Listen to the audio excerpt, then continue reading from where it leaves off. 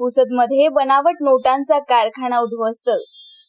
तेलंगणातील टोळीला बेड्या, 500च्या नोटा जप्त. यवतमाळ पोलिसांनी पुसद शहरात मोठी कारवाई करत बनावट नोटा तयार करणाऱ्या एका आंतरराज्य टोळीचा पर्दाफाश केला आहे. शहरातील एका लॉजमधून तेलंगणातील आरोपींना ताब्यात घेण्यात आले असून त्यांच्याकडून बनावट नोटांसह मुद्देमाल जप्त करण्यात आला आहे. पुसद शहरातील एका लॉजमध्ये बनावट नोटांची छपाई सुरू असल्याची गुप्त माहिती पोलिसांना मिळाली होती. या माहितीच्या आधारे पोलिसांनी सापळा रचून धाड टाकली.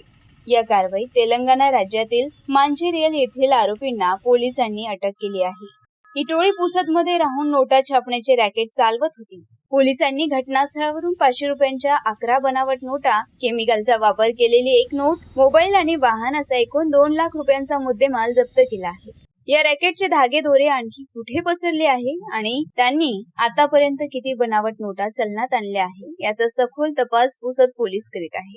पुसद पोलिसांच्या या धडक कारवाईमुळे बनावट नोटांचे मोठे रॅकेट उघडकीस आले असून गुन्हेगारी वर्तुळात मोठी खळबळ उडाली आहे.